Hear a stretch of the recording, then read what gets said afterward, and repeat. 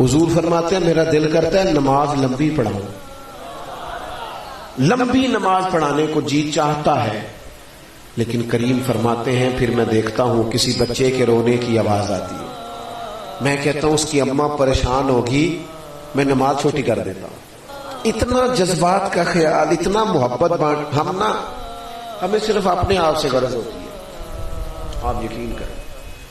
ہم چونکہ مزاج محبت والا نہیں رکھتے، لہذا کسی کے بارے میں سوچتے ہی نہیں۔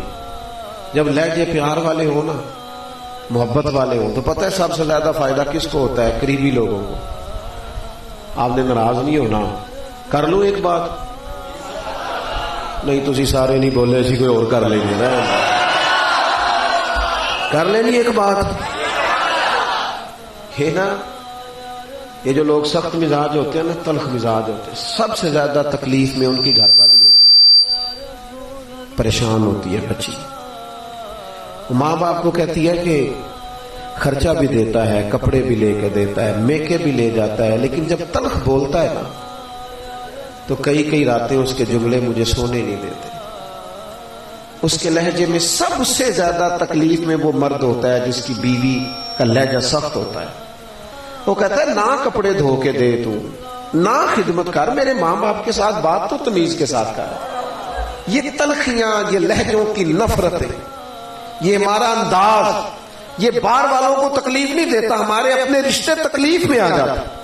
ہمارا لہجہ، ایک صاحب ایک دن میرے پاس آئے، کہنے لگے میں نے وہ دعا کر دے، نوکری چھوڑ دی۔ میں نے کہا تیری جاب تو بڑی اچھی تھی۔ کہنے لگا سارا کچھ ٹھیک تھا، پر صاحب بڑے سخت تھے، لہجہ بڑا تلخ تھا، ان کی باتیں سونے نہیں دیتی تھی، جب چاہتے تھے عزت اتار دیتے، پریشان کرتے اپنے لہجوں میں۔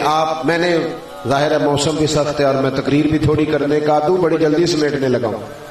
سیدہ عائشہ صدیقہ رضی اللہ تعالیٰ عنہ فرماتی ہیں ایک دن حضور مجھ سے فرمانے لگے، ذرا غور کرنا بات پر، کریم مجھ سے فرمانے لگے عائشہ جب مجھ سے راضی ہوتی ہو تب بھی مجھے پتہ چل جاتا ہے، اور جب تمہارے دل میں کوئی بات ہوتی ہے تب بھی مجھے پتہ چل جاتا ہے۔ میں نے عرض کی حضور میری ماں مجھے روئے، آپ حکم کریں۔ حضور فرمانے لگے بتاؤں پھر؟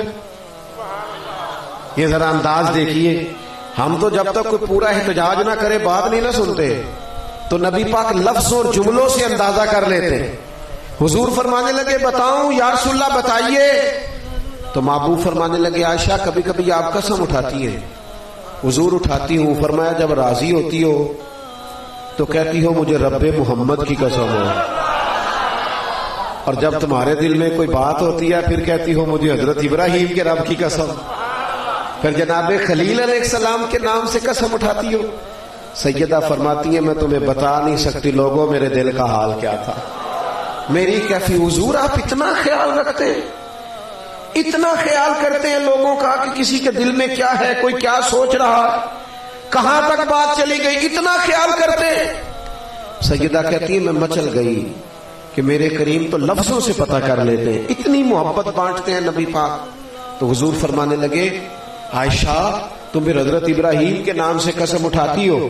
تو سیدہ عائشہ صدیقہ رضی اللہ تعالیٰ عنہ عرض کرنے لگی حضور پھر مجھے رب محمد کی قسم ہو، میری زبان سے نام ہی جاتا ہے، میرے دل میں آپ ہر وقت موجود رہے۔